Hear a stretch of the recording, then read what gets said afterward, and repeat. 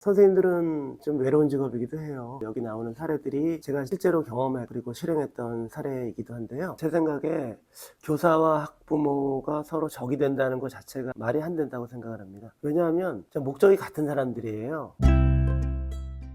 네, 안녕하세요. 저는 충청북도 제천시 대제중학교에서 국어교사로 근무하고 있는 25년차 교사입니다. 그 당시에는 광고회사가 인기가 많은 곳이었는데요. 5년 동안 그 업종에서 일을 했고요. 개인적인 사정 때문에 5년 뒤에 고향인 제천으로 내려가서 교사로 일을 하게 됐습니다. 그러니 제가 다른 선생님들하고는 좀 다른 경우라고 볼 수 있어요. 대부분 선생님들은 대학을 졸업하고 기간제 교사를 하거나 시험 공부를 한 2, 3년 하고 현업에 종사를 하게 되는데요. 저는 다른 일을 하다 왔기 때문에 시각 자체가 좀 다를 수 있을 것 같아요. 처음에 학교 들어갔을 때는 편안한 곳이라고 생각을 했었어요. 그런데 들어가서 보니까 많은 선생님들이 굉장히 어려워하고 있더라고요. 그 이유를 생각해 보니까 다른 경험이 없었고 공부만 열심히 한 모범생들이 교회 선생님으로 오신 거였어요. 그러다 보니 어떤 즉흥적인 상황이라든가 학생들의 돌발 발언 또는 학부모님과의 사소한 갈등과 말싸움 이런 것들이 있으면 견디기 되게 어려워하고 힘들어하는 모습을 볼 수 있었습니다. 선배 교사로서 후배들을 위해서 교직 생활에서 어떻게 하면 좀 나아질 수 있는지, 스트레스를 막을 수 있는 방법이 무엇이 있을지 그런 것들을 고민하게 됐습니다. 교사 동아리 따로 또같이라는 동아리를 만들었고요. 그 동아리에서 특정 주제에 대한 간담회를 하거나 야외 워크숍을 가서 서놓고 얘기하는 자리를 마련한다거나 그렇게 해서 선생님들이 힘을 내서 이탈하지 않고 자기 중심을 잡을 수 있도록 하는 그런 활동을 했습니다. 실제로 우리 학교에서 몇 년 전에 같이 활동했던 어떤 기간제 교사로 활동했던 분들이죠. 그런 분들이 대부분 정규직으로 자리를 잡고 멋진 삶을 잘 꾸려가고 있기도 합니다. 25년째 교직 생활을 하면서 느꼈던 것을 집대성한 내용이라고 볼 수 있습니다. 한마디로 교직생활 백과사전 감히 말씀을 드릴 수 있다고 봐요. 수업편, 업무편, 교사편, 학생학부모편 이렇게 4개로 나눠서 얘기를 한 거고요. 선생님이 사명감이 있어야 되고 아이들을 사랑해야 되고 그런 교사편이 있고요. 현장에 들어와서 바로 업무를 맡아야 되고 예를 들어 생활기록부 작성 업무를 해야 되고 그런 것들 중에서 좀 어려워하는 부분 그런데 참 묻기도 어려운 부분 이런 내용들을 몇 개 추려서 담았고요. 그리고 수험제 이야기도 했어요. 수업은 대부분 선생님들이 잘해요. 그런데 정작 수업이라는 게 칠판에 뭘 쓰면서 모니터를 보고 하는 게 아니라 결국 아이들과의 소통 문제, 관계를 맺는 문제 이런 것들이 제일 중요하다고 봐요. 근데 그럴 때 어떤 자세로 교사의 모범을, 교사의 본보기를 어떻게 보여야 되느냐 이런 것들에 대한 글도 자세하게 적었다고 볼 수 있고요. 학생 학부모 편에는 학부모님에 대한 이야기와 학생에 대한 이야기가 나와 있고요. 학교 선생님들이 학부모님들을 만나게 되면 좀 어려워하는 부분이 어떻게 대화를 나누고 어떻게 소통을 할까 그런 고민을 하거든요. 제 일화를 보면 학생들이 상을 받았을 때가 있었어요. 그 상장을 찍어서 문자 메시지로 보내드렸거든요. 무척 좋아하세요. 거기에 대해서 인상 깊게 말씀하시는 분도 많았고 이런 사소한 팁들, 작은 경험들이 신규 선생님들에게 조금이라도 도움이 될 수 있지 않을까 그런 마음을 70개로 나눠서 담아놨습니다. 구체적으로 한두 개 말씀을 드릴게요. 여기 나오는 사례들이 제가 실제로 경험해 그리고 실행했던 사례이기도 한데요. 예를 들어서 코로나 이후에 학생들이 중간에 손을 들고 화장실 가는 애들이 되게 많아졌어요. 그런 애들이 한 서너 명만 나오더라도 수업이 딱딱 끊어지기 때문에 다음 수업을 연결하기에 굉장히 어려워져요. 그래서 아예 수업을 시작할 때 애들한테 손을 들라고 해요. 선생님이 허락해 줄 테니까 지금 갈 사람은 아예 갔다 와. 한 번 30명이 안 되는 애들인데 한 10명이 손을 들어요. 그렇게 며칠을 했었어요. 그러다 보니까 점점 줄어들더라고요. 그리고 이제는 애들이 알아요. 중간에 화장실을 가게 되면 또 애들의 주의 집중력이 떨어진다는 거를 지금은 잘 안 가요. 1, 2주 정도는 한 3, 4분이 망가지더라도 한 달, 2달 또 1년 내내 그 수업에 온전히 집중할 수 있다는 거. 또 다른 예를 들자면 다른 담임 선생님이 저한테 와서 말씀을 하시더라고요. 동아리를 꾸려서 서로를 챙겨주는 활동을 할 때 예시로 보여드렸던 그 문자가 있었어요. 학년 초에 처음에 애들을 만났을 때 인사말의 예시를 선생님들에게 알려드렸어요. 그것을 지금도 활용하고 있다고 하시더라고요. 선배 교사가 후배 교사에게 팁을 전해주고 생활의 지혜를 조금이라도 줄 수 있지 않을까 뿌듯함을 가지고 있게 되기도 했습니다.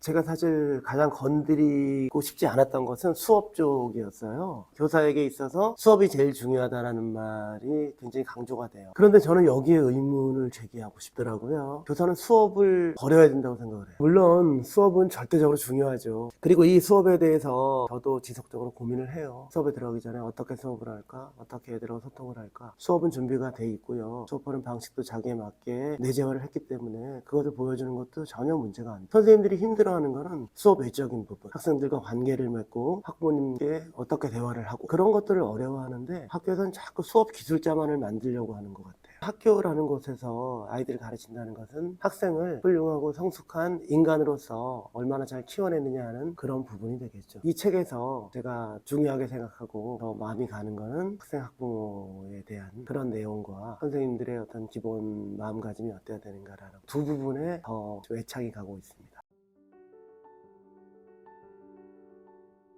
가장 이상적인 교육이라면 각각 다른 학생들을 맞춤형으로 키워내는 일일 것입니다. 특정한 분야의 소질이 있으면 그 소질을 키워야 하고 재능을 발견할 수 있도록 교사가 관찰하고 학부모와 상의하고 최적의 교육 환경을 만들어 주어야 할 것입니다. 그 일은 아무리 뛰어난 교사라도 할 수 없는 일입니다. 특성이 다른 각각의 아이들을 모두 잘하게 할 수는 없습니다. 그러니 교사가 학생의 성적에 대해서 온전한 책임을 질 수는 없습니다.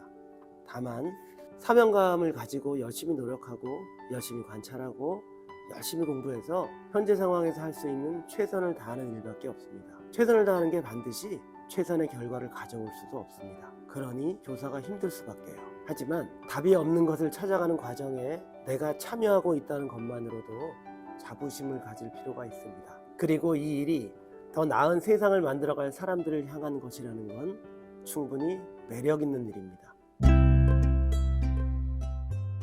제 생각에 교사와 학부모가 서로 적이 된다는 것 자체가 말이 안 된다고 생각을 합니다. 왜냐하면 목적이 같은 사람들이에요. 부모님이 아이를 학교에 맡긴다고 표현을 하죠. 그리고 학교 선생님들은 맡긴 아이를 제대로 키우는 게 학교 선생님의 역할이라고 생각을 하고요. 그런 면에서 아이의 성장을 바라보는 동반자의 관계가 아닐까 그렇게 생각을 합니다. 그런데 일부 학부모님들의 어떤 갑질 논란이 문제가 되고 있고요. 사회적인 논란이 되기도 하고 했지만 결국은 같이 가야 된다고 생각을 합니다. 함께 아이를 바라보는 거죠. 그런데 여기서 아이를 바라본다는 게 조건은 내 아이만을 바라보지 말았으면 좋겠어요. 학급에 한 30명 되는 아이들이 있으면 그 아이들이 전부 다 내 아이고 내 자식이라고 생각하고 키우는 것처럼 학부모님들도 옆에 아이들이 성장을 하는데 우리 애도 동반 성장을 한다는 생각을 가지고 같이 살아가야 되는 세상이니까 그런 세상을 위한 준비를 학교에서 하는 게 아닐까. 내 아이가 아니라 우리 아이를 키운다는 공동체의 어떤 동반자적인 정신을 선생님과 학부모님들이 같이 가지고 생활을 했으면 좋겠습니다. 학교를 학부모님들이 어려워하지 않고 선생님도 학부모님들을 어려워하지 않는 학교 분위기가 되면 좋겠다고 생각을 합니다. 선생님들이 좋아하는 학부모님들이 있습니다.